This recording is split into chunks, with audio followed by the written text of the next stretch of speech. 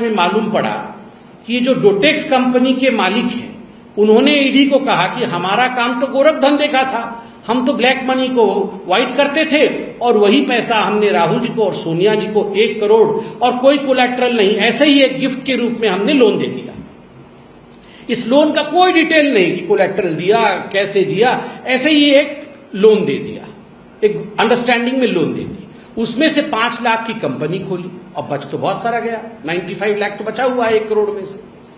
तो young India ने एक सुझाव दिया। यंग इंडिया में मोतीलाल वोरा जी भी थे, तो राहुल जी और सोनिया जी ने बुलाया मोतीलाल वोरा जी की, मोतीलाल जी जरा सुनिए। तो मोतीलाल जी गए राहुल जी और सोनिया जी के पास यंग इंडिया में।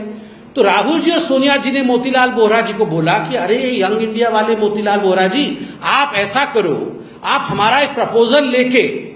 जरा एसोसिएटेड जर्नल के मोतीलाल वोरा जी के पास जाओ और उनको बताओ कि आप 90 करोड़ लोन कांग्रेस पार्टी का चुका नहीं पा रहे हैं, तो आपकी जो लोन है वो हम खरीद लेंगे, यंग इंडिया खरीद लेगी, एवज में हम 50 लाख रुपए देंगे और लोन हम चुकाएंगे। तो मोतीलाल वोरा जी जो यंग इंडिया कहते, बोले वाह ये तो बड़ा अच्छा आइडिया है, मैं जाता हूं एसोसिएटेड जर्नल के यंग जो मोतीलाल वोरा जी हैं डायरेक्टर, उनके पास मैं जाता हूं। तो यंग इंडिया के डायरेक्टर मोतीलाल वोरा राहुल जी और सोनिया जी के कहने के बाद उनका प्रस्ताव लेके एसोसिएटेड जर्नल के जो मोतीलाल वोरा थे उनके पास गए और बोले ऐसा है कि यंग इंडिया हमारी कंपनी है,